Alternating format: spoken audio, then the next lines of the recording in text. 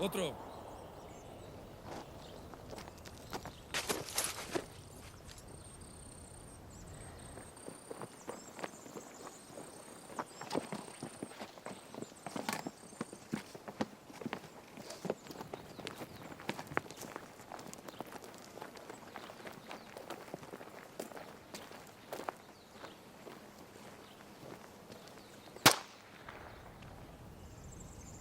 Trae los últimos.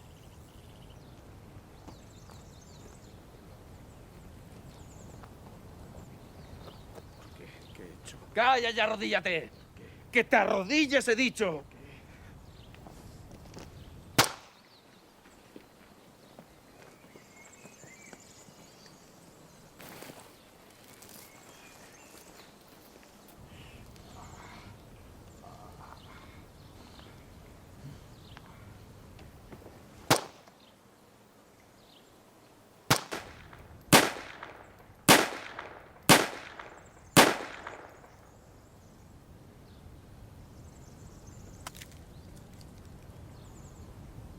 Vámonos.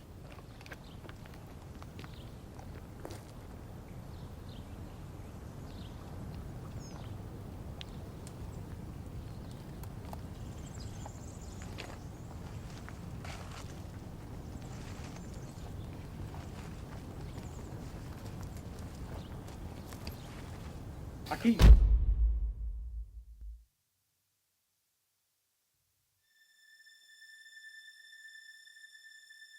Y cuando subieron del molino, llaman guardias y eso, dice, ¿usted qué hace aquí? Dice, ay, me había dicho que viniera, que habíamos dado a cuar, que tal. Echaron dos voces y lo bajaron al molino, que aún estaban los otros allí, los de Aleaga y los de allí que habían bajado. Y ya no volvió ninguno. Ya no volvió ninguno. Hasta entonces eran todos rumores y se estaba por aquí y por allá, pero nada concreto. Y la verdad que yo siempre había querido también saber qué fue de mi tío, porque solo hablar y no sabíamos nada. Fue una satisfacción muy grande volver y poder llevarlo, intentar luego llevarlo con mis abuelos. Yo me enteré por una señora de Madrid que buscaba a su tío. Y esta señora se ve que, buscando los archivos, pues en Madrid ella tenía tiempo y vivía allí, y por casualidad pues encontró un archivo buscando a su tío. Y en ese archivo habían 4, y entre ellos era mi tío. Que si nos han matado, que si nos han matado, que si están incomunicados, que si dejan de estar, no lo supimos nunca. Que nos hayan matado no lo supimos nunca. Lo supimos enseguida y no lo supimos nunca. Se cometieron muchas injusticias porque la gente era... Mi tío, por ejemplo, pues no, estuvo en la cárcel y salió y iban detrás de él y todo. Y a mis otros tíos también. A mi tío Ángel lo mataron, le aplicaron la ley de fuga. Abrieron el coche y le dijeron que tiraran. Y luego dijeron que se querían escapar. ¿Cómo se iba a escapar mi marido joven con un terrón de tierra que era ahí un señor muy mayor y esposados? Los mataron. Los mataron. Hay gente que dice, ¿para qué? ¿Esto para qué? ¿Qué tontería? ¿Esto para qué remover nada? ¿Dejarlo muerto? ¿Qué tal? Mi madre, toda la vida, si estuviera viva, mi madre iría a buscar a su hermano. Y yo me he quedado pues muy tranquila de saber que lo he podido colocar enterrar con sus padres. La fosa pues nos lo dijo de Pozos de Caudé. No la tenías olvidada, pero pues se quedó y allí estaba quedada. Y ahora por lo menos sabemos dónde están los restos, Mire usted qué historia que le puedo contar, pero dura, ¿eh? Dura.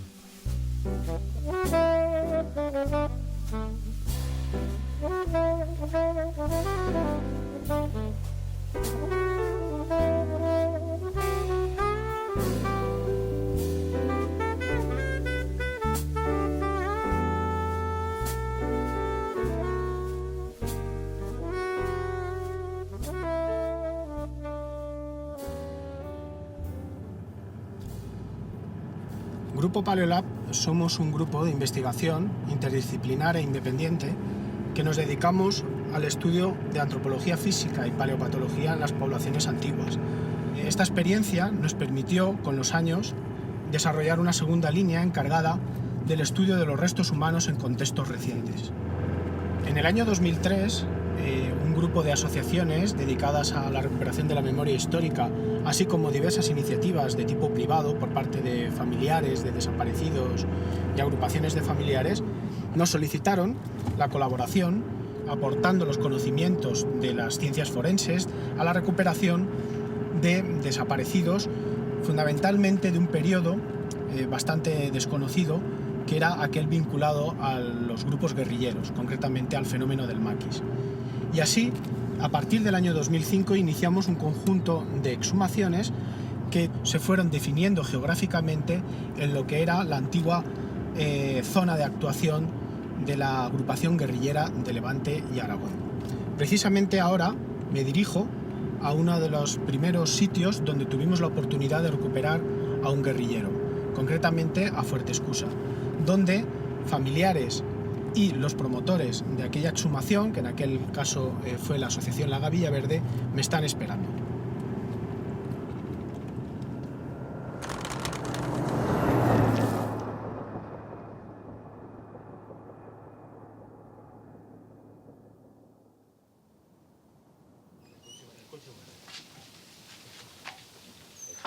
Buenos días. ¿Qué tal? Bueno, pues ya estoy aquí. ¿Lleváis mucho tiempo esperando? Bueno, pues nada, si os parece pasamos al cementerio y visitamos el corralito. Muy bien.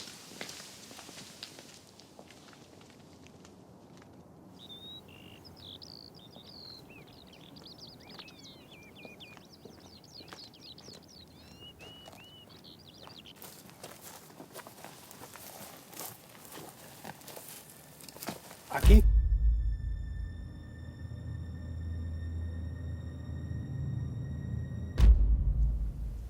En este espacio de tierra se encontraban los restos de vuestro tío, de Eusebio García. Fue en el año 2006 cuando finalmente pudimos llegar a realizar la exhumación. La fosa se ubicaba dentro de lo que se llama el corralito. El corralito es un pequeño espacio que siempre se suele utilizar en los vértices o en las esquinas de los antiguos cementerios, donde normalmente se utilizaba para las inhumaciones tanto de los bebés que no habían sido bautizados, como de aquellas personas que habían tenido una muerte violenta, por ejemplo, de origen suicida. Desde luego, hasta el año 2006, el empeño de vuestra familia había sido tremendo para que finalmente pudiéramos llegar a la exhumación. Pues la verdad que sí, mi padre se pegó toda la vida buscando los diferentes medios y hasta que al final tuvo conciencia de lo que pudo haberle pasado, pasaron casi 60 años. Y bueno, y al final lo conseguimos, mira. Porque mi tío se unió enfrente de Córdoba. Y ahí se metió en la Escuela Popular de Guerra y salió como teniente, luego ascendió a capitán y lo mandaron al sector de Toledo. Y ahí ya cuando acabó la guerra lo hicieron prisionero. Y lo condenaron allí. Luego fue, ¿no?, cuando se introduce ya en la guerrilla. Luego, una vez sale de la cárcel, se reproduce el modelo represivo, principalmente por la propia, dijéramos, los propios partidarios del golpe que vivían en el pueblo y que se habían hecho con el poder local, a partir de Falange, que empiezan a presionar a la familia con falsas denuncias a la Guardia Civil, y entonces lo mantienen, dijéramos, a un, por así decirlo, pues a un sometimiento que llega pues al día en mayo del 47. El 5 de mayo del 47 fue cuando vino el alcalde a decirnos que lo estaba esperando, vino a decirnos que lo estaba esperando la Guardia Civil en el evento para tomar unas declaraciones.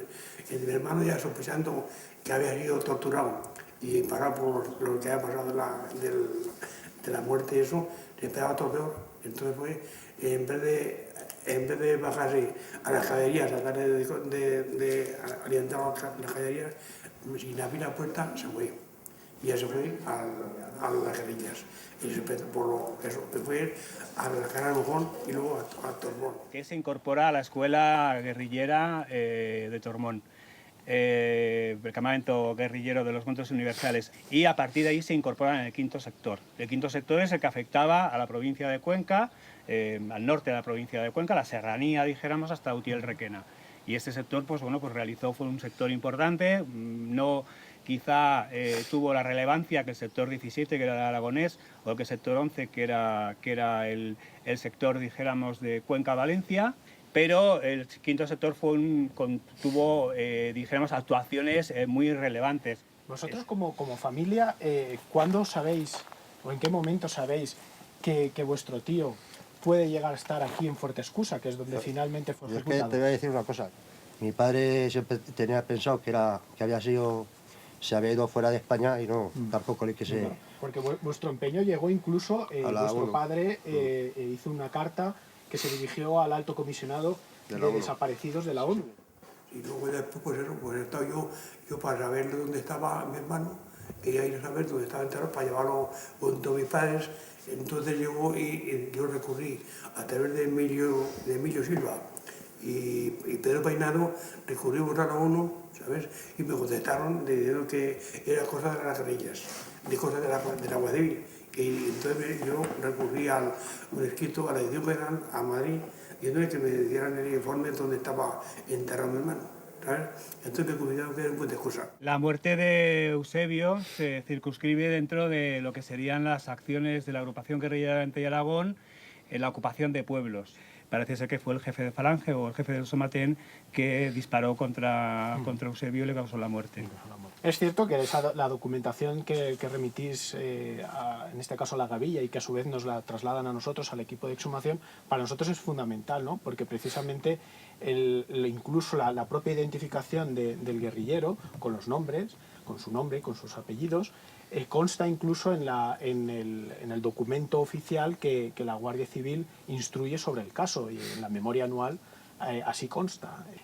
Hasta llegar aquí a Fuerte Escusa, pues recuerdo que además, no sé si os lo recordaréis, hicimos peticiones formales también aquí al registro civil de Fuerte Escusa para que efectivamente se existiera y pudiéramos darnos cuenta de que estaba el certificado de defunción. Sí, pero ahí está consta como bandolero, no consta como... Efectivamente. No pone nombre.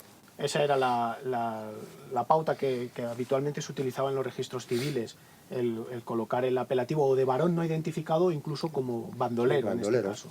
En este caso vuestro padre finalmente no pudo asistir al cementerio, pero al menos sí que pudo saber de los resultados de todos los trabajos científicos. Sí, me acuerdo una tarde que nos llamaste tú y nos confirmaste que había sido positiva la identificación de mi tío Eusebio. Bueno, mi padre se saltaban las lágrimas y ya después de tantos años buscándolo, por fin ya sabía que era él. Y entonces ya él quería llevarlo con mis abuelos, a enterrarlo donde tenía que estar, con mi abuela y mi abuelo. Y entonces empezamos a preparar todo un acto para llevarlo allí y lo teníamos preparado para el día 31 de marzo, ¿de acuerdo? Sí, estamos en el 2007, efectivamente. Y el día 28 de marzo le hicieron una entrevista en la radio, una cadena SER, sobre el tema este. Estuvo hablando de mi tío Eusebio, de los cuentos que le mandaba desde la cárcel. El periodista dijo el Maqui que escribía cuentos, de todo lo que había pasado a la familia, estoy hablando en general, vamos, del padecimiento. Y bueno, terminó la entrevista y a la media hora estaba yo ahí con él en la casa y oí un ruido raro y fui a donde estaba él y ya le había dado un derrame cerebral y ya no pudo articular palabra ni nada. Lo llevamos al hospital y nada, en 2 horas se murió. Y al final lo hicimos el día 16 de junio del 2007, que cumplía los años ese día mi hermano Leonardo y mi padre el 14. Y fue un acto muy emotivo, la verdad, porque fue una pena que no estuviera, pero bueno, así es la vida. Bueno. El caso de Domingo, vuestro tío, supuso desde luego el origen de luego todo un proyecto que se ha ido conformando con los años de recuperación e identificación de guerrilleros de lo que era la agrupación guerrillera de Levante y Aragón, que se ubicaba en un territorio bastante extenso.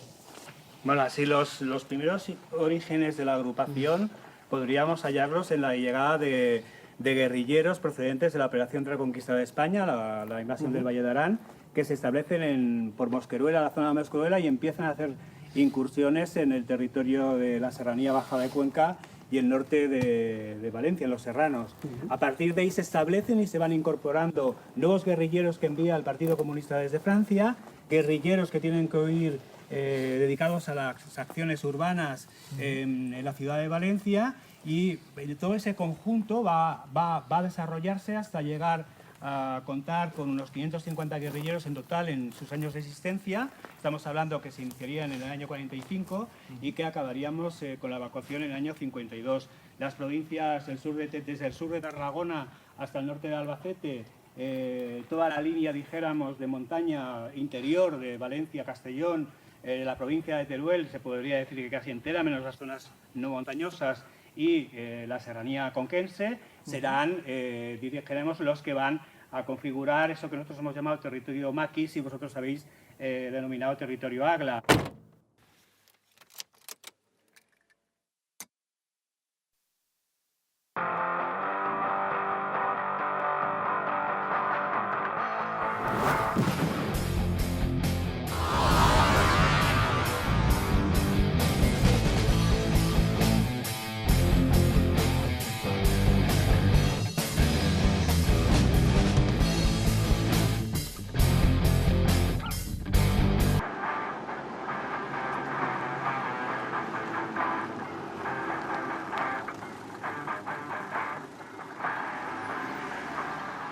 A veces, como ocurrió aquí en Monroyo, todos los esfuerzos previos de investigación documental, de entrevistas, de búsqueda de testigos, de familiares, preparación del proyecto, no da su fruto, y te quedas con un mal sabor de boca. Mal sabor de boca porque no puedes terminar tu trabajo y sobre todo por los familiares, que tras largos años de esfuerzo por recuperar los restos de su ser querido, se quedan sin poder hacerlo. He quedado ahora con Adolfo Pastor, coordinador de desaparecidos de la Gavilla Verde, y con Álvaro Ibáñez, familiar de una de las desaparecidas de la Saca de Monroyo, para que nos cuenten cómo fue esta historia y esta investigación. La exhumación de Monroyo empezó en el año 2003, sí. Con una conversación que tuvimos con Álvaro. Sí. Álvaro nos explicó de que buscaba a su abuela, y a partir de aquí empezamos lo que siempre intentamos hacer, es la búsqueda de otros del grupo, porque sabíamos, según tú, que no solamente era ella, sino que había un grupo. 7 personas. Y entonces empezamos el trabajo, como siempre, buscando otras personas del grupo y familiares de... Nosotros llevábamos ya más de 30 o 40 años buscando, pero no sabíamos que había un grupo. Claro. Fue a raíz de la investigación, pues yo también, es cuando vamos a ver, pero nosotros lo que buscábamos, dónde podía estar nuestra madre y a dónde podía estar, pero íbamos por libre, no íbamos con grupo. Pero cuando llega la Gavilla, es cuando empezamos a ver el grupo. No hay uno solo, pues entonces tenemos que, no solamente porque creo que es humano buscarlo, sino que legalmente, claro, lo que tenemos que hacer es ver si ese grupo no es uno solo, sino que... Nosotros buscábamos dos, era mi abuela y el hermano de mi abuelo. Mi abuela era la esposa de un guerrillero, mi abuelo, y de su hijo, Joaquín, y los dos estaban en el monte, y entonces la Guardia Civil detectaba o creía que bajaban a dormir en casa. Mi abuelo se detecta que estaba en la casa rodeada y se echa al monte, es cuando la detienen y la llevan al Mas de las Matas, la interrogan. Allá al Mas de las Matas, a los 2 días, la iban a traspasar al Cañiz. Vamos a buscar a la abuela y va mi tía y mi madre y le dicen, no, ¿a dónde vais a buscarla? La mujer esa señora ya salió a la noche, se fue para su casa y ya estará con los maquis en la monte o por Francia y que no la busquéis, que estará ahí afuera. Y esto mismo es lo que le pasa a María, que va a ver a su padre y a otros familiares que van a ver a todo este grupo, que no sabemos exacto, pero son varios. Sí. Este modus operandi, porque realmente es lo que se llaman las sacas, ¿no? Son grupos más o menos que oscilan a lo mejor entre 8, 12 o incluso 11 personas y que todas tienen cierta vinculación con los guerrilleros, o bien son puntos de apoyo o son familiares, son desapariciones totalmente clandestinas en el sentido de que, aunque hay detención previa, no hay ninguna documentación, ninguna diligencia, ni siquiera policial o por parte de la Guardia Civil, o ni siquiera un registro de entrada en la cárcel de Alcañiz que indicara algo al respecto de por qué se les detiene. No hay ni archivo en ningún sitio, ningún archivo de los que hemos buscado, pero no solo por aquí, sino en Teruel, en Madrid, no hay ningún indicio de ninguna, no solamente de ellos, sino de todo el grupo, todas las personas. Lo que es cierto es que, aparte de toda la problemática de la identificación del grupo, además aquí en Monroyo ha supuesto un verdadero problema hasta que finalmente pudimos llegar a la exhumación. Ya, normalmente todos los trabajos que hemos hecho con vosotros, la Gavilla Verde, hemos encontrado pues bastante colaboración por parte de las autoridades. En cambio aquí no, es el caso típico de la persona que se opone.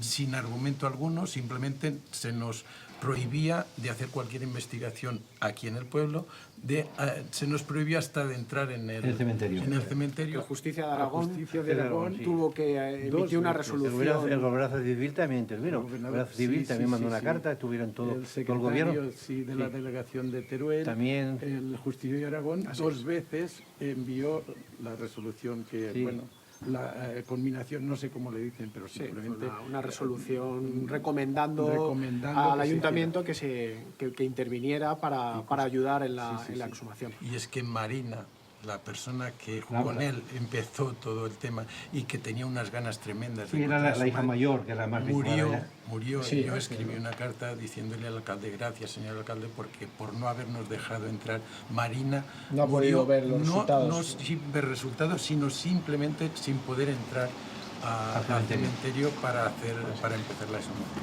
Bueno, pues si os parece, subimos y vamos a revisar el trabajo que hicimos en la exhumación. Venga, de acuerdo. Vale, vamos.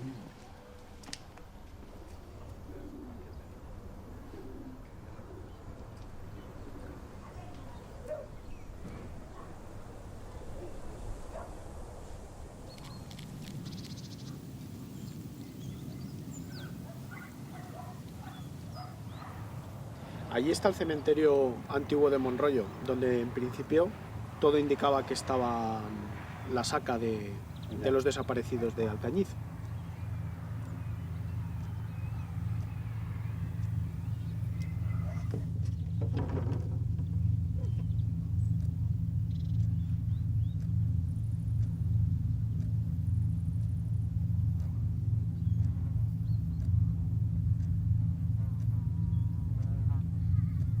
Si os parece, vamos un poco más hacia la izquierda, que tenemos un ángulo mucho mejor para poderlo visualizar. Sí, vale, perfecto.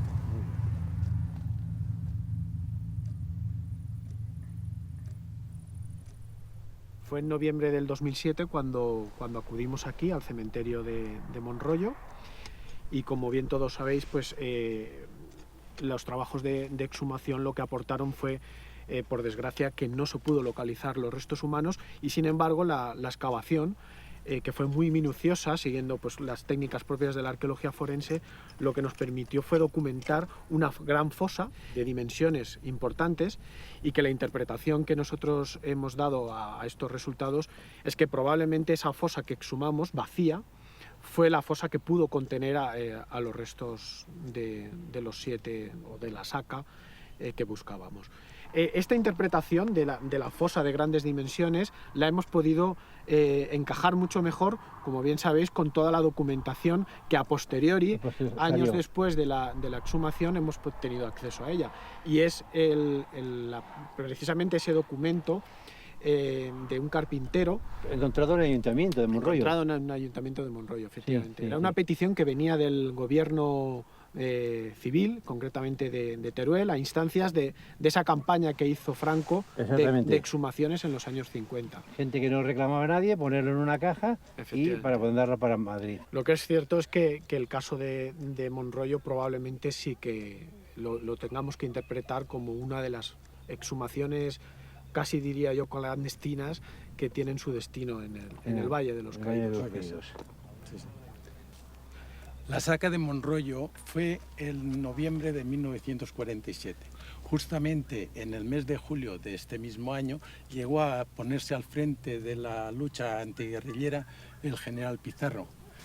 De él es la frase que se dice, que dijo a la Guardia Civil: o acabéis con los bandoleros o yo acabo con vosotros.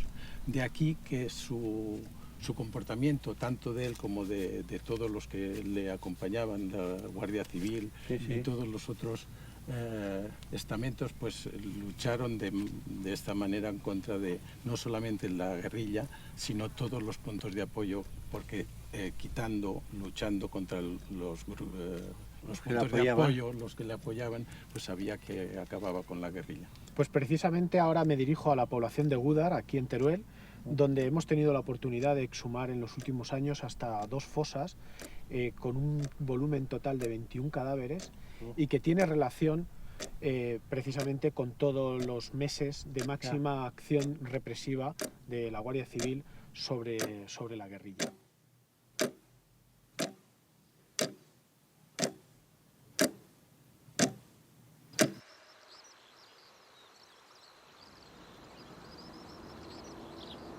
La política represiva contra el maquis practicada por el general Pizarro tuvo mucho que ver en el desenlace final de los sucesos de Gúdar. Una historia de venganzas y contravenganzas en medio de una zona de guerra que, como el mismo Pizarro había definido, era toda la provincia de Teruel, y que, como habitualmente suele pasar, siempre pagan los más débiles, la población civil.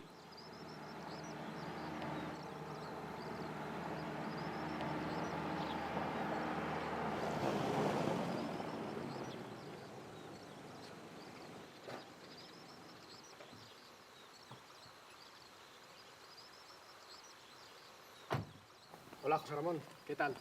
¿Cuánto tiempo? ¿Cómo estamos? Muy bien. Bueno, volvemos a vernos en Gúdar. Pues sí.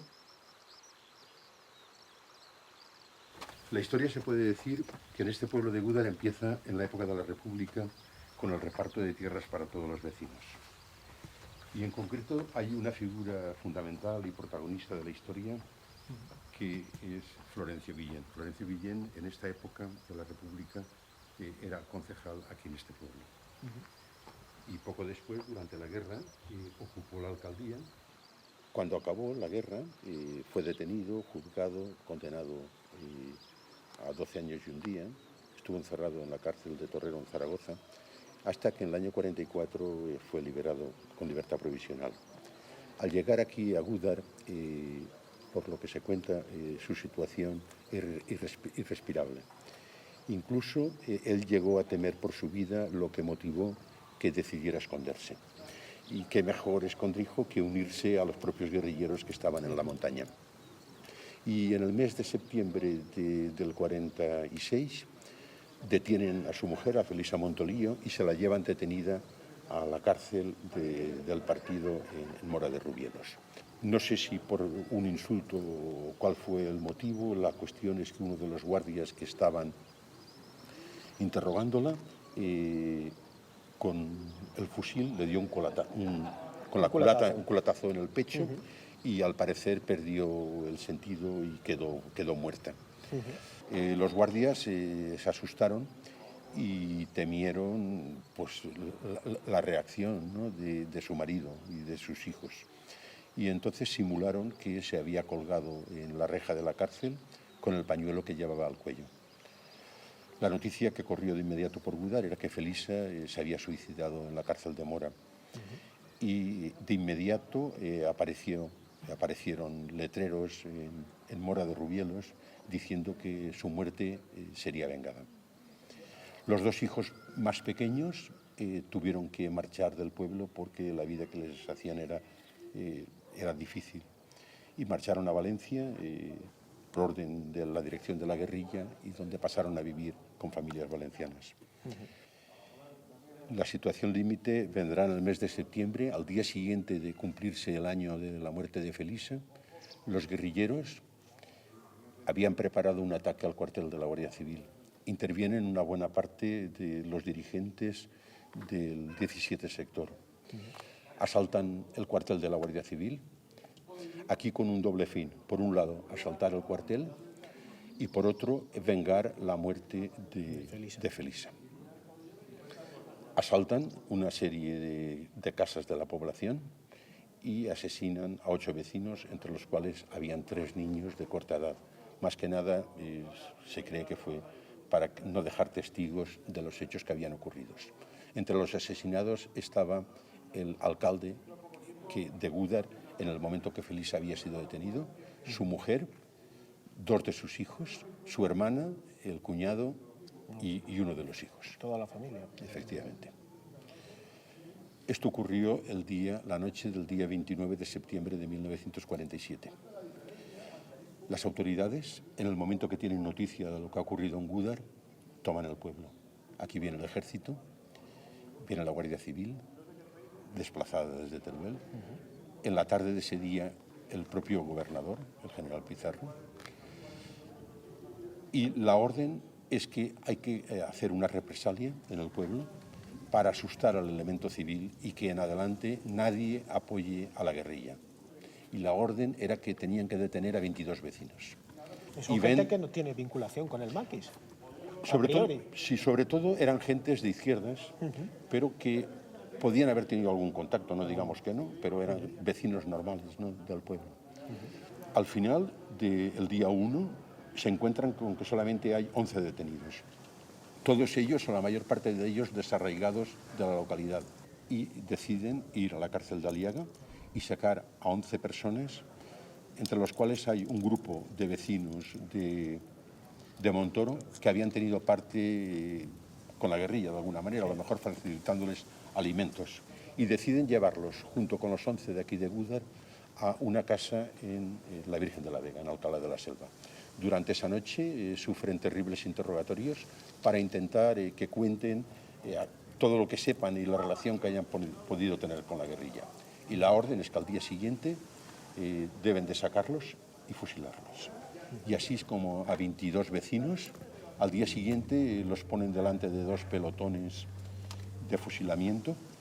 Uno de los del grupo de Gúdar consigue huir y el del grupo de Aliaga, los 11 son fusilados. Desde luego, ni siquiera se intentaron disfrazar, entre comillas, como leyes de fugas, ¿no? Estamos hablando de 2 fosas que son clandestinas al 100%, porque no hay ningún tipo de documentación. Fueron detenidos sin papeles, claro, fueron ejecutados sin juicio y no constan sus muertes en ningún tipo de registro.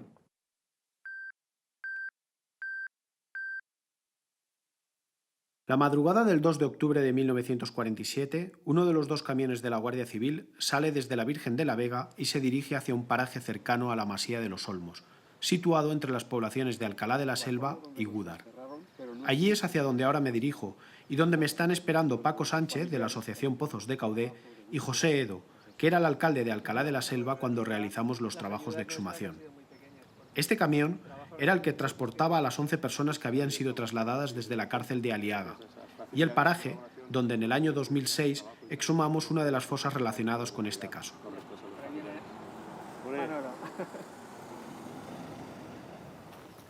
Hola, ¿qué tal? Hola. ¿Cómo estás, Manolo? ¿Cómo va por ahí? ¿Qué tal? Pues sale, vamos para arriba, ¿no? Que nos queda un trecho. Mi padre se ha adelantado, que le cuesta un poquito más llegar. Sí.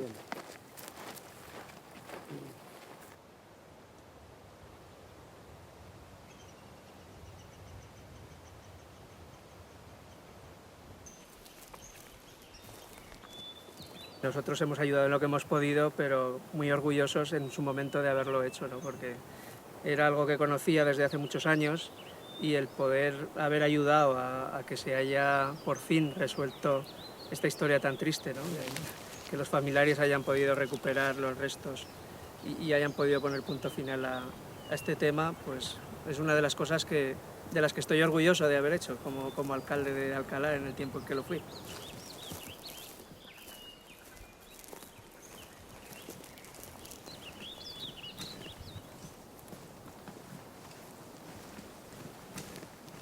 José, buenos días. Buenos días. Ya estamos aquí. Muy bien. Nos ha costado. Bienvenido. ¿Cómo estás? Yo las garras regular. ¿Cómo te encuentras, José? ¿Estás bien, de salud? Sí. Vale, me alegro.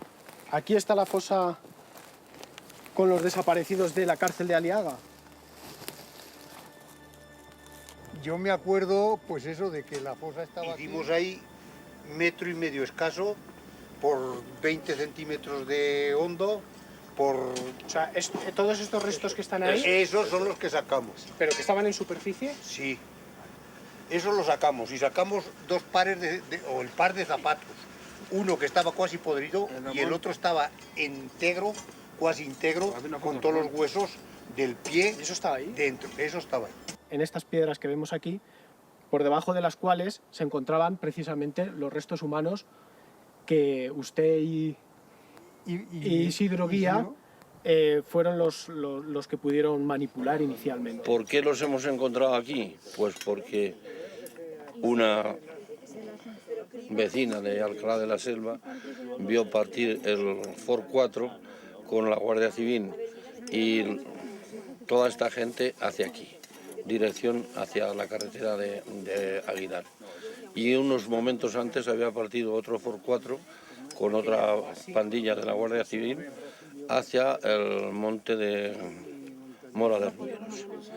Entonces, a la mañana siguiente, aparecieron en un sitio que no recuerdo ahora el nombre exacto, al lado de Alcalá, los saquetes de merienda que llevaban los de Montoro porque se les habían dado los vecinos de Arriaga para que se alimentaran. Y entonces esos saquetes de merienda se los echaron a los perros de la Guardia Civil y las mantas que llevaban, que se les habían llevado para que durmieran en la cárcel y el calabozo de Arriaga, también aparecieron aquí. Quizá el límite externo de la fosa fue el más fácil a priori que pudimos localizar, dado que el límite más interno era el que nos marcaba la propia orografía del terreno. En todo caso, una vez liberado el manto vegetal y ubicada las dimensiones de la fosa, nuestra siguiente tarea pues fue el habitual que realizamos en toda exhumación, es decir, levantar topográficamente los diferentes límites de la misma y empezar el proceso de limpieza del relleno de la misma, ¿no? El levantamiento de los cadáveres es quizá la tarea más complicada y en ese sentido la cuestión relativa al levantamiento topográfico de los mismos es un trabajo bastante lento. No obstante, nosotros siempre utilizamos un topógrafo y lo que hacemos es ubicar en diferentes puntos o extremos de los diferentes huesos pues las longitudes que nos va a marcar ese esqueleto. Nosotros utilizamos un método habitualmente empleado en arqueología, que es el sistema cronoestratigráfico Harris, pero que lo que hacemos es aplicarlo con una metodología forense. ¿En qué consiste brevemente este sistema? Consiste en que a medida que van apareciendo los cadáveres, vamos dando o asignando una serie de números tanto a los cadáveres como al sustrato que los envuelve y a las diferentes evidencias que van apareciendo en torno a la fosa y en el interior de la misma, ¿no? Con todo eso se crea un conjunto, una red de números que lo que nos permite es interrelacionar la posición de los cadáveres en relación al orden, por ejemplo, en el que estos han sido depositados en el interior de la fosa. En el caso que nos ocupa, en la fosa de Alcalá, tiene su especial interés el hallazgo de abundante munición, concretamente de un calibre 9 milímetros largo. Las vainas y los proyectiles nos han permitido, a partir de una investigación balística forense posterior, llegar a deducir el tipo de arma habitualmente empleada para este tipo de munición. Es un arma que habitualmente utilizaba las fuerzas y cuerpos de seguridad del Estado y concretamente la Guardia Civil. Y quizá uno de los casos más interesantes se ubicaba precisamente a los pies de donde me encuentro ahora. Creo recordar que es el cadáver número 6, el 1006, el que tenía a nivel occipital hasta 6 impactos de bala, ¿no? A posteriori, conforme nosotros vamos dando esos números y asignando tanto las evidencias osteológicas como las evidencias balísticas u otros elementos como pueden ser la indumentaria, vamos a la vez perfilando los esqueletos, vamos delimitándolos. En definitiva, lo que estamos haciendo es sacarlos a la luz, ¿no? Y es en ese momento, cuando están perfectamente perfilados, cuando aprovechamos la ocasión para comunicar tanto a la asociación como a los familiares que es el mejor momento para hacer una visita y compartir con el equipo técnico pues esa visión general de lo que era la fosa y de cómo se puede pues, evidenciar la deposición de los cadáveres y algunos de los aspectos más importantes que en este caso ofrecía la fosa de Alcalá. Desde la Asociación Pozos de Caudé, el objetivo nuestro siempre ha sido pues, ayudar a los familiares a realizar estos trabajos. Apareció la Ley de la Memoria Histórica dotando de medios y de fondos para llevar adelante estas tareas. Con esto, de alguna forma, se culmina y se acaba la tarea y el trabajo de dignificar a estas personas y, sobre todo, de entregar esos restos y que les puedan dar digna sepultura, que ese es el objetivo, tanto, como digo, nuestro de la asociación como de esos familiares. Para mí ha sido un gran orgullo el que se hayan sacado, el que cada uno se les hayan reconocido y haya llevado los restos donde mejor ha querido llevarlos. Cada vez que vengo, pues a lo mejor las lágrimas aún me se caen.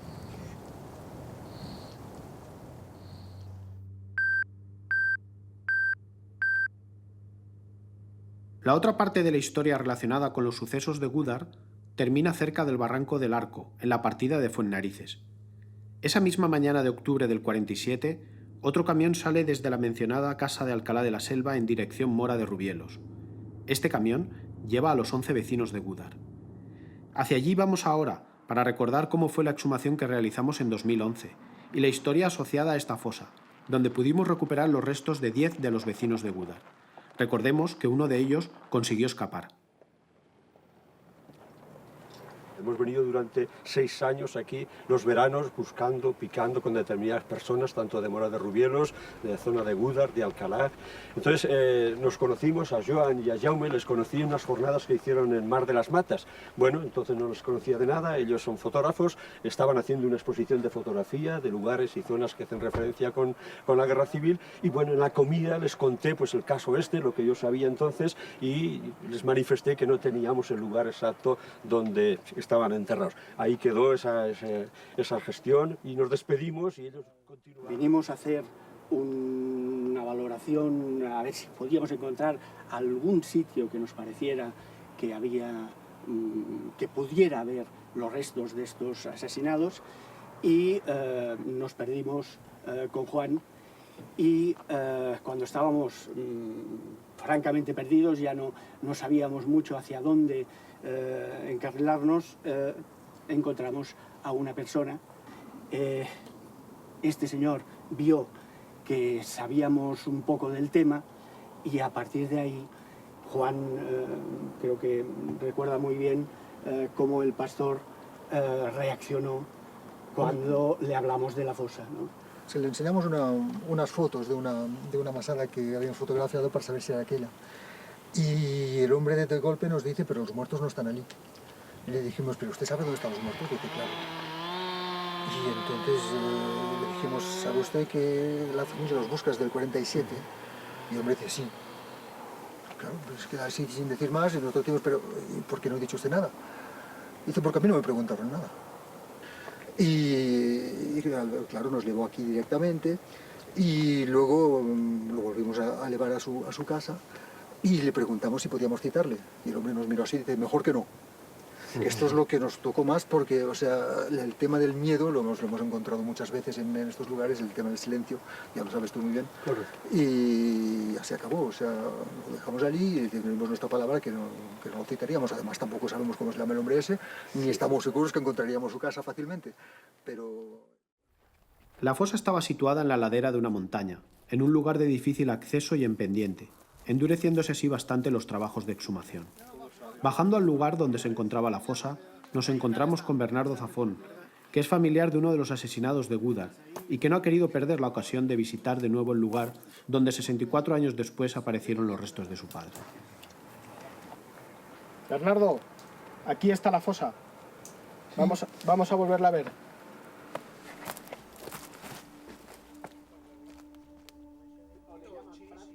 Hay que sumar una, ¿no?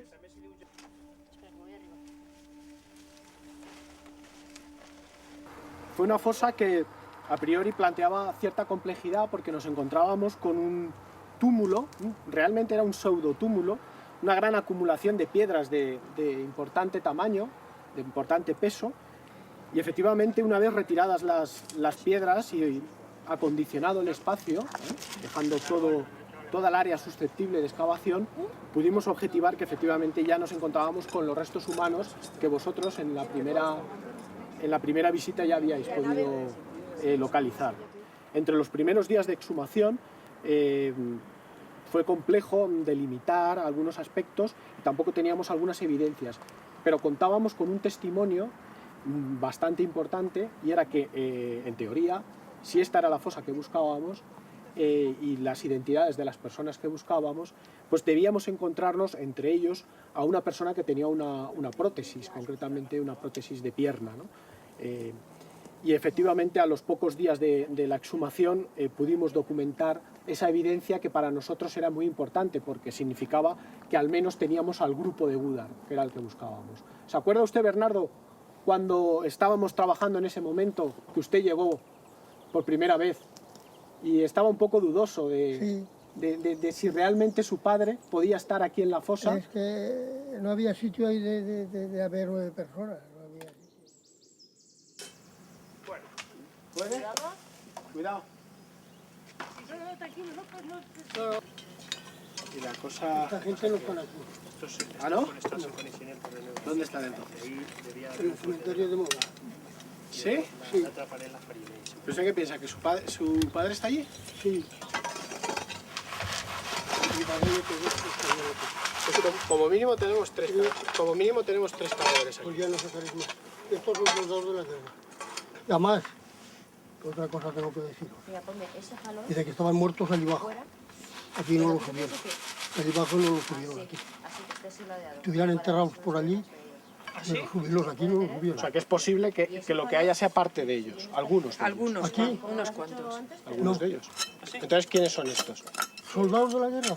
¿Soldados de la guerra? Sí. La tela te controla, ¿no? ¿Soldados de la guerra? No puede ser otra cosa. Si llevaban zapatos, no se pregunta nada más. Ya está, mira, organizadita. Bueno. Ya está en una bolseta. Ya veremos. Tenómetro. Bueno, Bernardo, transcurrido ahora más de un año después de la exhumación, e identificado a su padre, ¿cómo ha vivido este tiempo? Pues hombre, lo hemos vivido más tranquilos, sí, porque por lo menos sabemos dónde está. No sabíamos dónde estaban, se los llevaron y no se habló de eso, no se habló nunca nadie por ningún lado. Nada. Vinieron por él y como no estaba, pues se marcharon y dejaron el recado a casa, que si llegabas con tiempo de bajar al pueblo de día, que bajaras esta tarde, si no es que bajaras mañana. Y luego allí maté un borrego que habíamos dado, un cordero, lo degolló y nosotros nos quedamos quitándole la piel y se marchó. Y ya luego...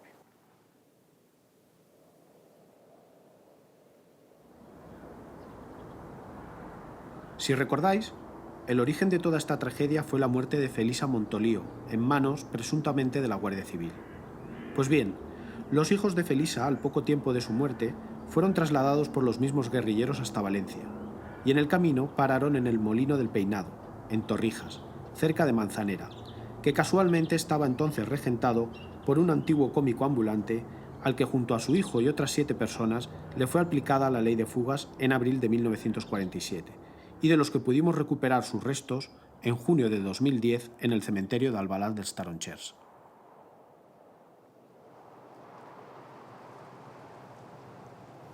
Pues una noche vinieron los maquis de estos, que entonces decían maquis, y venían los 2 chicos estos de Gudar. Y yo estuve con ellos, allí que en el monte hicieron fuego, y allí cenaron y comieron, o sea que... Y después dijeron que se iban para Valencia. Y de Valencia se ve que se lo llevaron a Barcelona. Y ya no supimos nada más. Aquí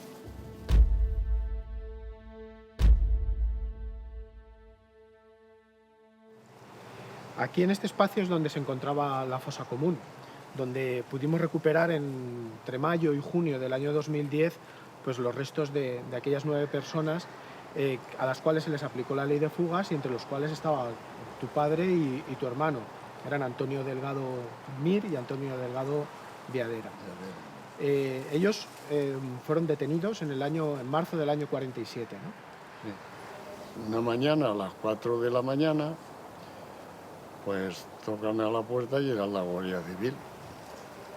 Y yo estaba durmiendo con mi hermano. Vale, pues se levantó y nada, pues ya cogieron, se los llevaron a los 2 días que se llevaron a mi padre y a mi hermano, pues vinieron un tal sargento y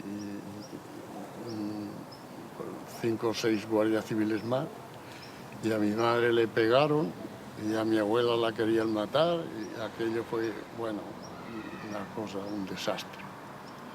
Y nada, y ya, pues, en fin. Sí, además en este caso, en la fosa de Albalat, quizá el hándicap que había inicial era que no, a diferencia de otros casos, no contábamos ni vosotros como familiares ni ni gente del pueblo sabía exactamente el lugar donde se ubicaba la fosa. Y hubo que utilizar un sistema de sondeos casi progresivos desde la entrada del cementerio hacia esta zona en la que nos encontramos aquí, y concretamente, finalmente aquí es donde se localizó la fosa, ¿no?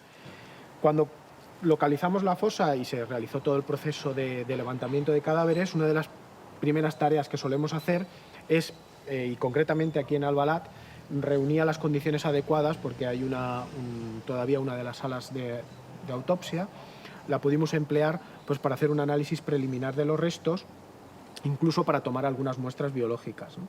Que luego, a posteriori, ya en el laboratorio, pues se concluyen algunos aspectos importantes pues, de análisis, como son las lesiones, ¿no? Fundamentalmente.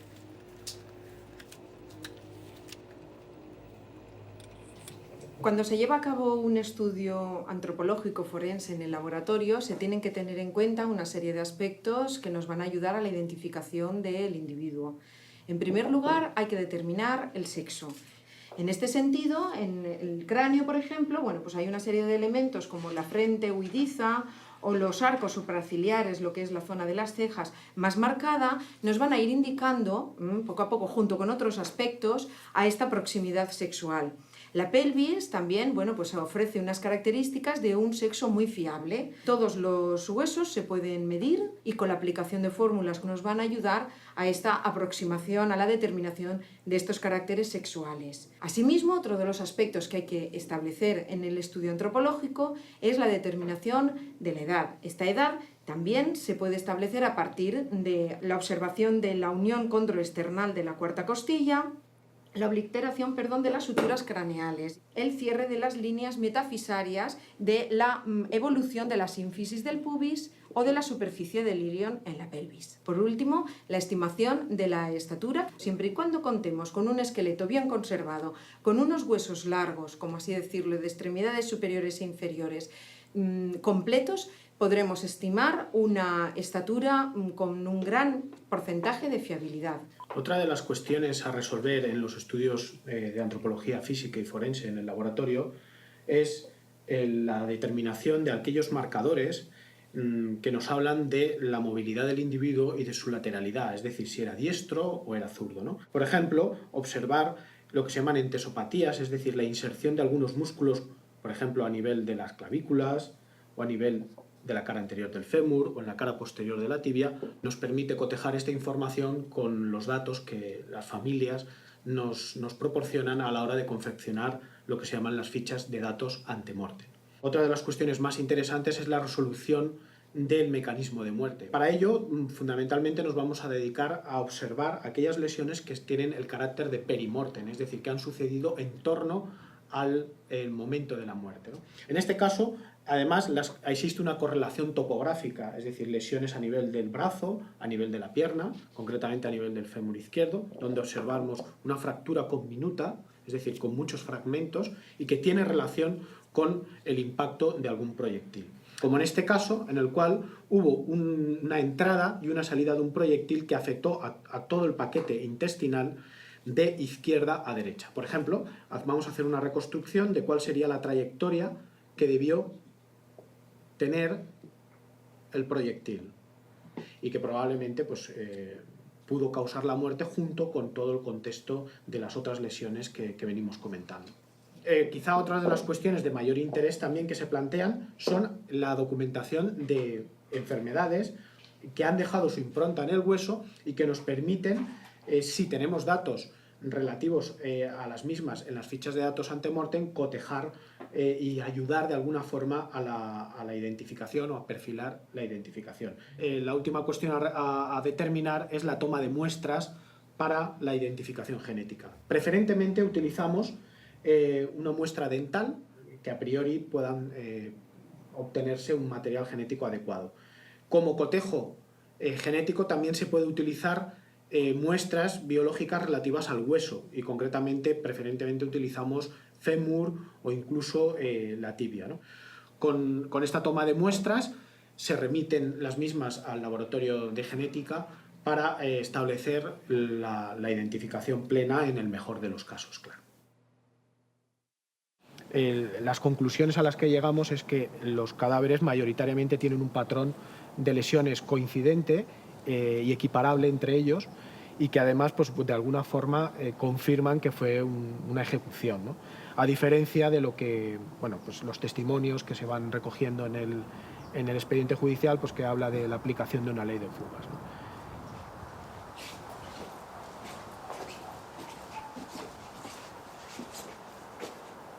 Pues esta es, aquí está la placa, el colofón prácticamente a todo lo que es todo el proceso. Es el colofón, aquí veis los nombres de todos los que asesinaron,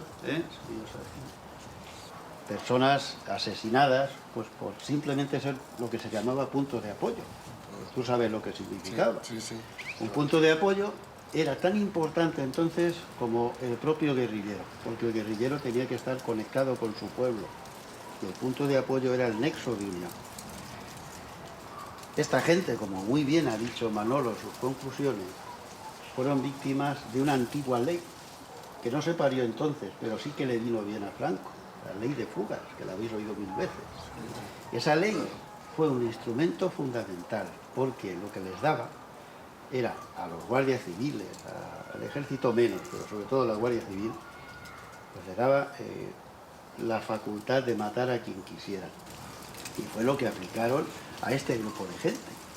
Algo que, vamos, según tengo yo aquí en este croquis, difícilmente esta gente pudo huir. La ley de fugas dice que se aplica cuando el preso o el detenido intenta huir. Entonces le pegan 4 tiros por la espalda y ya está. Según esto es imposible. La propia Guardia Civil hace un croquis, una prueba irrefutable de que esto era de todo menos una ley de fuga. Fijaos cómo los presos están en dos grupos, de 4 y de 5, atados, juntos, y detrás de ellos está la fuerza pública que llaman. No entiendo cómo pueden huir un grupo de personas entero. No, yo creo que esto prácticamente pues es una ejecución, es un fusilamiento en toda regla. Bien, pues este es el lugar. Como veis, coincide perfectamente toda la línea, todo lo que dibujó aquel guardia civil. Sí. Y vamos, metro arriba o más o metro abajo, aquí fueron los hechos. Sí, es una zona efectivamente de vaguada en la cual pues, se observa perfectamente el lugar donde fueron fusilados. Bueno, pues quizá una de las cuestiones más interesantes o dramáticas, diría yo, después de todo esto, es lo que os pasó a vosotros. Es decir, que después de la represión sobre vuestra familia, tuvisteis que abandonar el molino del Peinado donde vivíais. Lo precintaron y nos tuvimos que ir. Y os tuvisteis que ir.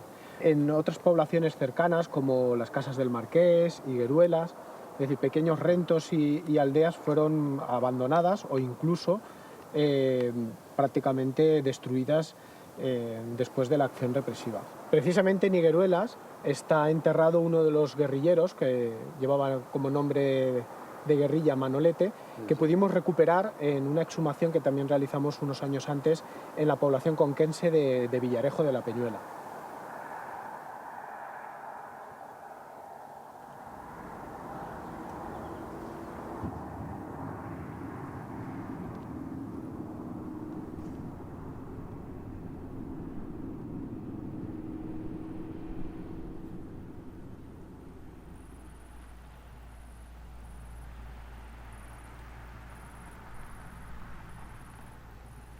La exhumación de la fosa de Villarejo de la Peñuela fue realizada en el mes de mayo del año 2007, y en ella pudimos recuperar los restos de 4 guerrilleros de la agrupación guerrillera de Levante y Aragón.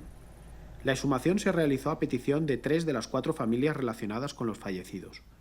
Se recuperaron también los restos de una 4ª persona, que no ha sido reclamada y de la que hasta el momento se desconoce su identidad.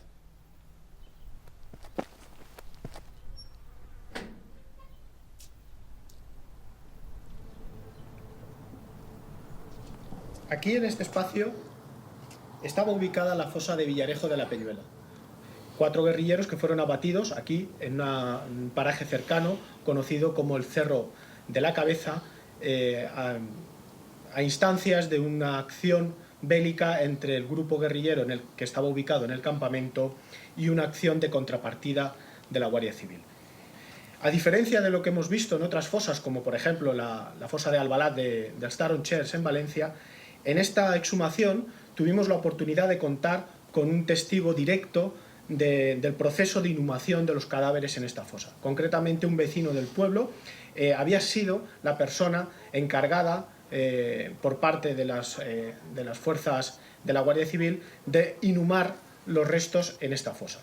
En este cementerio, en el año 2007, no tenía las condiciones que tiene en la actualidad y no pudimos acometer un estudio preliminar de los restos dentro de las propias dependencias del cementerio, por lo que los restos, una vez exhumados, procedimos a trasladarlos al laboratorio del Grupo Paleolab en Valencia, donde realizamos las tareas habituales y, en última instancia, la toma de muestras biológicas, tanto de hueso como de diente, para poderlas posteriormente trasladar al laboratorio de genética y cotejarlas con las muestras biológicas de los familiares vivos y así poder enfocar el proceso de identificación. Al laboratorio llegan dos tipos de muestra. Una corresponde a los familiares vivos, que pueden ser epitelio bucal o bien sangre o ambas. Y la otra muestra es la correspondiente al resto cadavérico, que tenemos que identificar. Y pueden ser restos óseos o piezas dentarias. En primer lugar, las piezas dentarias y los restos óseos hay que realizarles una limpieza para eliminar todo el ADN exógeno que puedan tener, que es un ADN contaminante de las personas que puedan haber manipulado los restos. Una vez que las piezas están secas, se procede a la pulverización para obtener un polvo que es susceptible de ser extraído el ADN.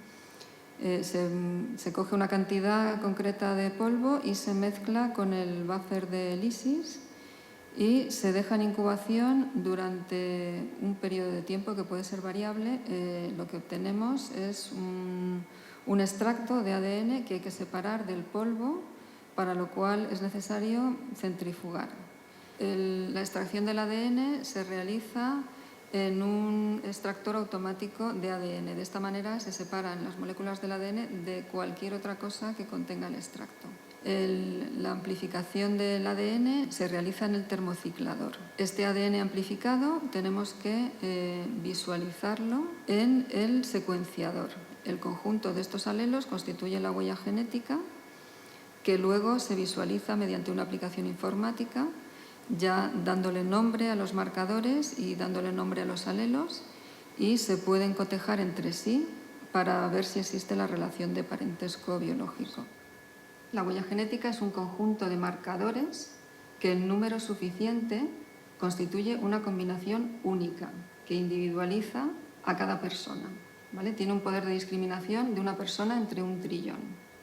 Y dado que en el mundo somos 7.000 millones de personas, pues es prácticamente imposible encontrar dos personas con la misma huella genética. Ahora me voy a dirigir a la población de Higueruelas, muy cercana aquí en la propia provincia de Cuenca, donde a instancias de una de las familias, uno de los cadáveres exhumados en esta fosa, que es el caso del guerrillero Manolete, fue reinhumado. Allí me esperan Emilia, que es familiar de Manolete, y también me espera Adolfo Pastor, que es el encargado de la oficina de desaparecidos de la asociación La Gavilla Verde. Muy bien. Pues nada. El caso de Villarejo yo creo que es especial porque además es un ejemplo claro de la acción de la contrapartida contra los campamentos guerrilleros, en este caso en el 5º sector. Sí, sí. Tenemos los documentos donde se explica que la contrapartida era la misma Guardia Civil, que se vestía de paisano con la ayuda de algunas otras personas afines, y entonces iba a investigar y a perseguir a los guerrilleros y a sus puntos de apoyo. En este caso, aquí en Villarejo de la Peñuela, fue la contrapartida la que fue al Cerro de la Cabeza, cerca de Villarejo, hicieron el asalto, ya lo hicieron, sí. que dice enfrentamiento, yo me imagino que fue más... dice que los mataron, que los fusilaron, fue más, lo vieron, claro. A mí me lo explicó un chico, que bueno, que era un crío, y lo vio y dice que no, que los vio como los atacaron y Hombre, los ciertamente, fusilaron. claro, ellos tenían, Y los bajaron su en poder armamentístico era ínfimo, y entonces pues fue eso, pues un ataque todo trágico posible. En esta zona, además, la acción de la Guardia Civil era especialmente dura, sobre todo porque en estas aldeas se suministró y donde no mucho... eran aldeas también llegaban. Vamos, aquí en Higueruelas había mucho guerrillero o mucho enlace. Por estos montes había mucho guerrillero, mucho enlace, y las gentes de por aquí yo creo que había una gran mayoría que los apoyaba. Al general Pizarro, que era el gobernador de Teruel, llegó un momento en los años 47-48 en que él, vino expresamente ya buscado por Franco sin duda, tenía su experiencia por allá por Andalucía en contra en la lucha antiguerrillera, y una de las cosas que hizo es ordenar la despoblación de todas las masías, rentos, o sea, lugares aislados donde vivía gente que podría ser punto de apoyo de la guerrilla. Entonces, en este caso de aquí de Santa Cruz de Moya, hay varios caseríos, rentos, como las casas del Marqués aquí cerca.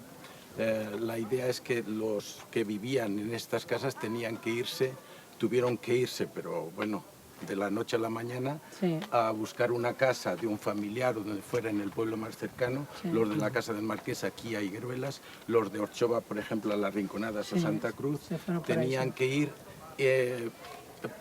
o sea, en las noches no podían estar de ninguna manera allí en las casas, tenían que irse a esa casa nueva.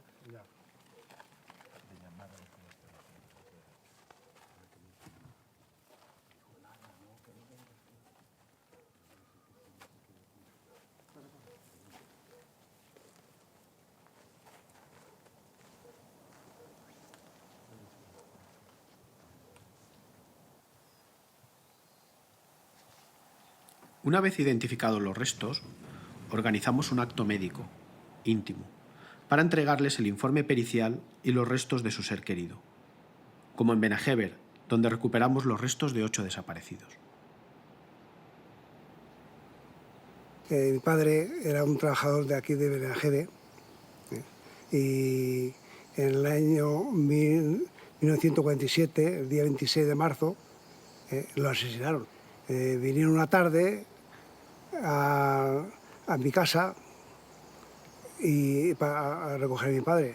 Yo tenía 4 años, mi hermano mayor 14, entonces ya no vimos a mi padre ni vivo ni muerto.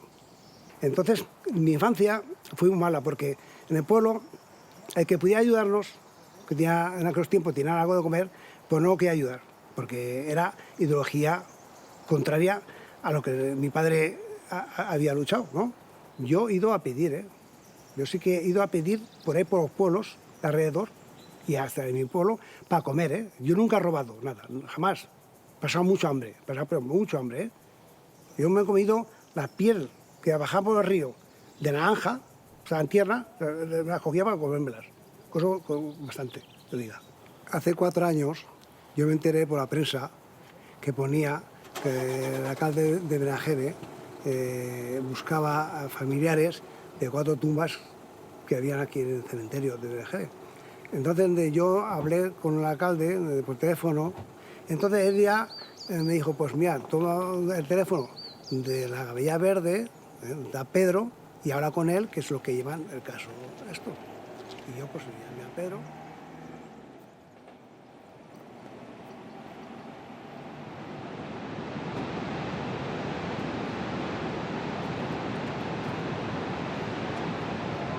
Podríamos decir que el caso de los 8 de Benajever tiene su origen en un control organizado por el 11 sector del Agla en aquella antigua carretera general Madrid-Valencia en marzo de 1947. Allí se produce un enfrentamiento con la Guardia Civil y queda herido en una pierna un guerrillero conocido como el Cubano. Este guerrillero pasa por lugares de cobijo intermedios y finalmente es trasladado por sus compañeros a una pequeña casa en la aldea de Nieva, que tienen como punto de apoyo. Allí se ocultarán tanto el herido como otro guerrillero apodado El Practicante, a la espera de su recuperación. Sea como fuere, son descubiertos y abatidos por la Guardia Civil en aquella casa, y se inicia una serie de detenciones de personas que tienen una relación más o menos directa con el apoyo a la guerrilla. 5 de estas personas fueron utilizadas como escudos humanos en un posterior asalto al campamento guerrillero de Valdesierra. Aquí está, detrás de esta placa, la última de las 4 fosas que exhumamos y en la cual en este momento están reinhumados 5 de los 8 de Benajever.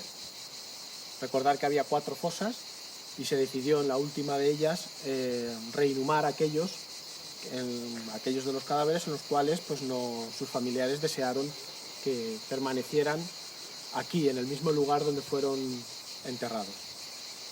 Miguel, ¿tu padre tenía alguna vinculación con la guerrilla? Pues hombre, yo creo que sí, pero él, mi tío no estaba. Apoyaba y daba de comer a la guerrilla y a gusto porque era republicano, pero otra cosa nada. Y digo, no sé nada más de eso, creo que es lo que pasó.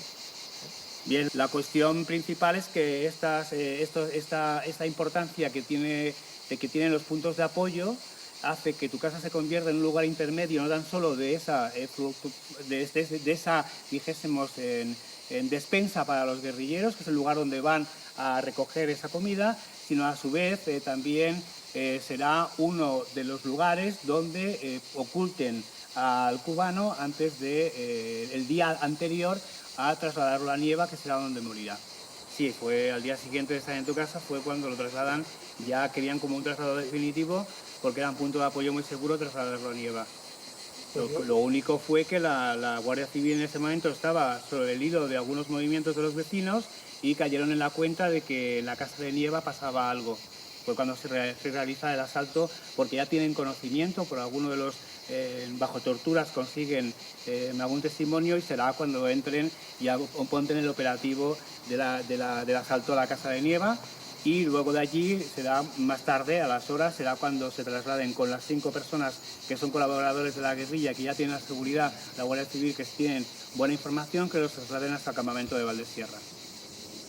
Es cierto que el caso de Benajever al menos representa, desde un punto de vista social, el primer caso de exhumación científica de un conjunto de fosas en la Comunidad Valenciana, y además yo pienso que representa un ejemplo y un modelo desde el punto de vista administrativo, por toda la actuación que tuvo lugar desde el Ayuntamiento de Benajever.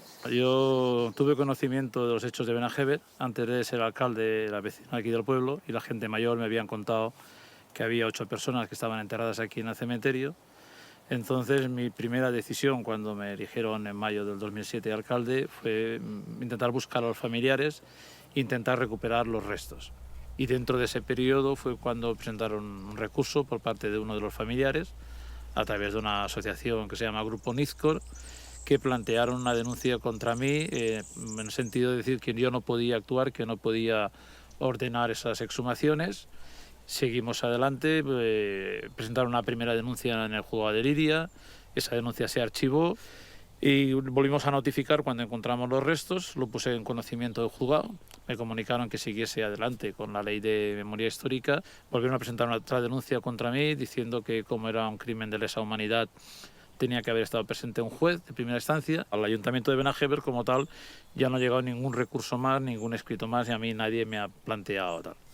Yo creía que era un tema moral al que tenía que acceder, y cuando tuve el cargo lo accedí porque además lo he vivido en mi persona. Yo en mi propia persona tengo un abuelo mío también que fue fusilado en Paterna en el año 40, y por tanto era una espinita que tenía dentro desde el punto de vista familiar y dentro también desde el punto de vista político, y creía que en aquellos donde podía hacer algo pues lo tenía que hacer, y es lo que hice, es ayudar a los familiares. Fue un golpe el hecho de que un familiar, en este caso creo que era una sobrina, o sería su tío abuelo, denunciara la actividad que íbamos a realizar y que pudiera haberla llegado a abortar, siendo también un guerrillero, que yo entiendo que es muy importante los actos de homenaje que se celebraron posteriormente, tanto en esta exhumación como en otras, porque socializa el dolor, ese dolor que tienen las familias, y da a conocer por qué murieron, que muchas veces aún están en esa dinámica del silencio, de esa opresión, de no poder, por así decirlo, devolver esa dignidad que en principio está aprobada en el Parlamento, reconociendo que no fueron delincuentes comunes, que no fueron bandoleros ni malhechores, sino que fueron luchadores por la libertad.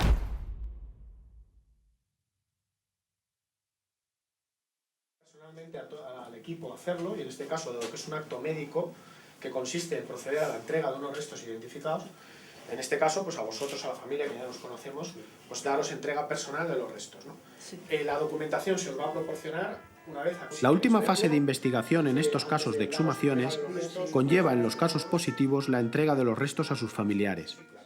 En aquellos casos en los cuales la identificación se ha realizado de forma fehaciente, bien sea por métodos genéticos o por métodos secundarios como la antropología y la patología forense, permite con un alto grado de probabilidad poder entregar los restos a las familias para su posterior reinhumación.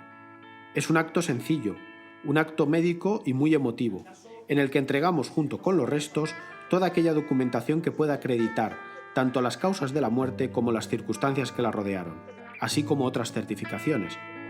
Como digo, es un momento emotivo y difícil, tanto para el equipo técnico, que además tenemos la responsabilidad de avalar científicamente los resultados de la metodología aplicada en la identificación, pero sobre todo es un momento difícil para los familiares, que se van a reencontrar con su ser querido décadas después. Los informes y toda la documentación que acredita todo el proceso. Y bueno, en todos los casos, en el caso de Juan, sí que había objetos personales que se pueden dar a las familias. Hay muchos que no son válidos. En este caso hemos encontrado un mechero. Y bueno, es por si ustedes lo quieren tener de recuerdo, porque entendemos que es un objeto personal que no forma parte de la indumentaria que llevaron, y que bueno, pensamos que es un objeto que aunque está en mal estado de conservación, fíjese, hasta está conservada la mecha, es un recuerdo de este caso de su padre. ¿De acuerdo? Pues nada, yo le doy entrega de los objetos, y si quieren ver... Cuando recogimos los restos, fue de un domingo, pues para mí fue una alegría muy grande, como hijo, y pena, porque lo que había pasado, pero ya era una herida que se cerraba, Y ahora, pues, según con quién me encuentro, pues uno me dice que mucha gente me han dicho, de familiares, cuando estamos sacando los huesos y arreglando los papeles, que para qué desenterrarlo ahora, que de ahí que he estado tantos años, que se quede ahí. Y yo he contestado que como no soy su padre, pues es lógico que lo diga. Hasta familia mía, me han dicho que se quede ahí. Digo, claro, no es su padre, ese es mío. Yo quiero que esté mi padre como una persona humana enterrada, no como un perro. Solamente quiero dar unas palabras muy cortas, porque por desgracia, hoy acabo de ver algo de mi padre. Es lo único que tengo. Agradecer a todo el movimiento que ha hecho esto, y un abrazo para todos. Gracias.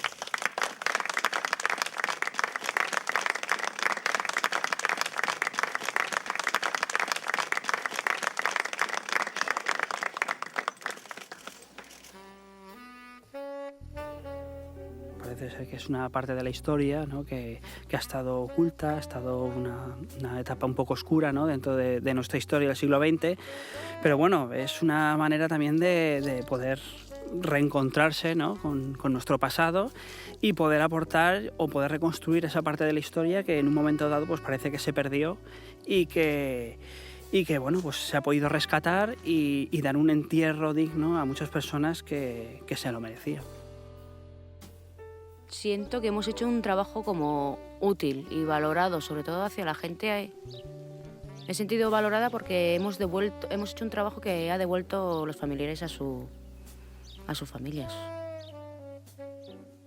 Este tipo de trabajos nos ha permitido aplicar el método arqueológico a las ciencias forenses. Ello ha dado coherencia científica a un pedazo de nuestra historia, de la misma forma que hemos podido poner nombre a numerosas víctimas y dignificar a sus familiares. Siempre hemos seguido los principios fundamentales del antropólogo forense, que deben ser tratar el tema con objetividad, con reflexión, con sentido común, con juicio, prudencia, imparcialidad y siempre veracidad. Al final se trata de subsanar una serie de deficiencias que se produjeron a lo largo del tiempo, en la que el objetivo final fue dar a una serie de víctimas vivas y muertas el descanso que se merecían.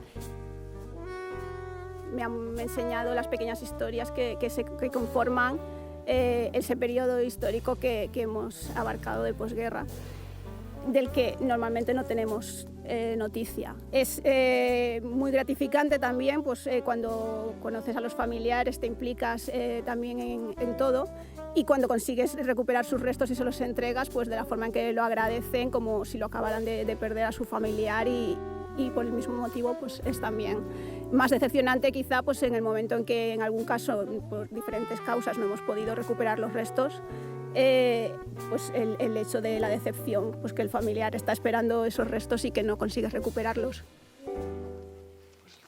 Hombre, Pilar. Hola, Emilia, ¿cómo estás? ¿Qué has venido a traer flores? Hola. Sí, a traerle la rosa a mi tío, como ahora hace los años también. Pues, que hace los años que... Sí, claro, que lo enterramos y esto y hemos venido. Ya quisiera yo también poderlo hacer con mi padre. Pues eso, iría bien. A ver poderlo poner una flor y poderlo enterrar dignamente. Pues sí, pues hay que mirar las cosas a ver si se puede Pues sí, arreglar. que es imposible. Con la ilusión que mis hermanas tenían, la una murió, la otra está muy mal ya. No han podido verlo. No vamos a poder todos poderlo enterrar dignamente.